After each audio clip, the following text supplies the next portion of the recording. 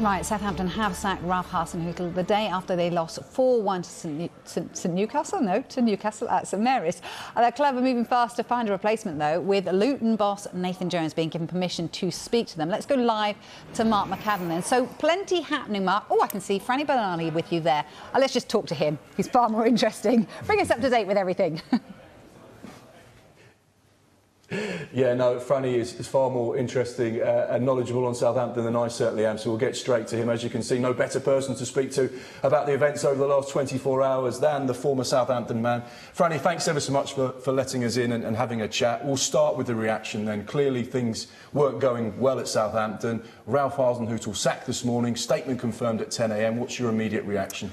I guess one of not real surprise. It's been something that's been spoken about for quite some time now. I think results have been, that up and down scenario, that roller coaster ride of some defeats and a run of poor form, mixed with a result here and there that's probably almost extended this decision. And I think we saw that recently with the point against West Ham, win at Bournemouth, then backing it up with the point against Arsenal. And potentially, if there was a loss or a couple of losses in there, it may have been an earlier decision, but clearly a decision that the board have taken at this point to make the choice. A new appointment, we'll have to wait and see clearly what and who that's going to be and when, but the timing of it gives them the World Cup break and a chance to work with this young squad and potentially have a window as well where they could do some business as well. Nearly 4 years in charge for Ralph. December 2018 he was appointed. How will you look back on his tenure and reign at the club?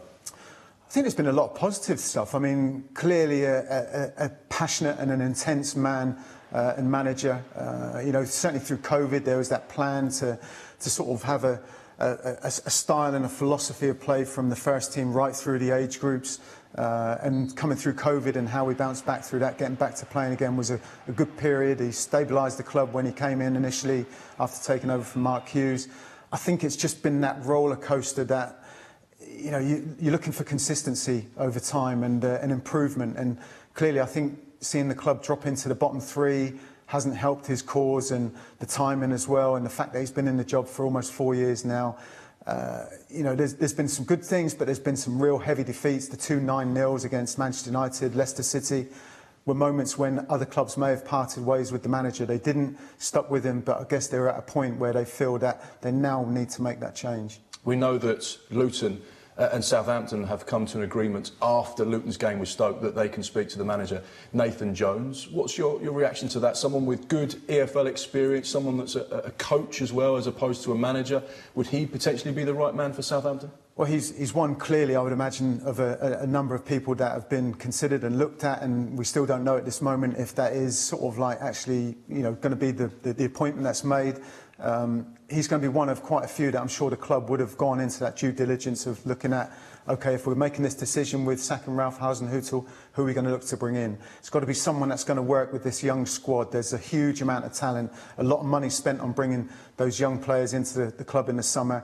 There's some very good players at the club. Still, I think, missing a little something. Goals have been a problem for Southampton, clearly, in recent times, and that hasn't helped Ralph himself either. So if it was someone like Nathan, then clearly it's probably on an upward spiral for him. From a managerial perspective, his passion, the success he's had with Luton is maybe something that Southampton have looked at and thought we've got to consider.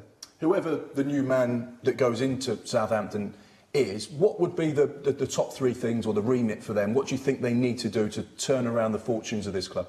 I think it's taking the club to the next level. You know, we don't want to be, and no club wants to be fighting relegation year in, year out. I think it's getting into that mid-table and then kicking on from there, hopefully. Clearly, that a lot needs to happen, and that becomes harder year on year, I think, for clubs like Southampton. But there's been a lot of recruitment in the summer, as I say, a real crop of good talent, young, exciting players. So this is an appointment, I think, that's got to be something that's maybe looked over a period of time as well. It's not going to be a magic wand. Someone comes in and, like, all of a sudden we're a top 4, top 6 side.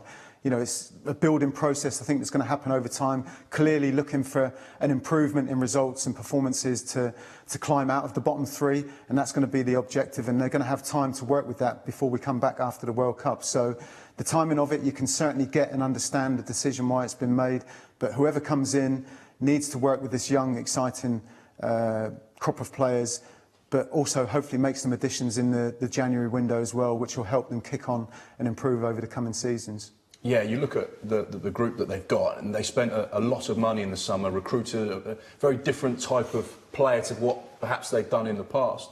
Do you think there is enough in that dressing room at the moment in terms of the players to keep Southampton in the Premier League, or is this new manager and the January window going to be key for them moving forward?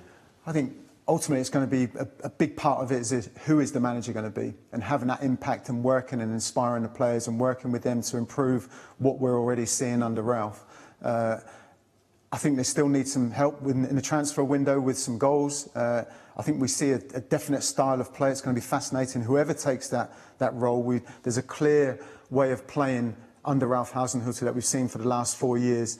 That could be something completely different, but whoever comes in is going to have to work with those players, improve them, get on the training ground, and find that consistency. I think, as well as I covered the game yesterday, the Newcastle game. There wasn't a huge amount wrong effort-wise and the way that the team went about the game, but they just didn't take their chances, and that seems to have been a familiar pattern for some time now. So it's either working with the squad to improve that somehow and creating better opportunities and turning that into results, but also potentially with a little bit of help in the transfer window. In theory, could this be an exciting time for the club with a new man to come in? New owners have been there.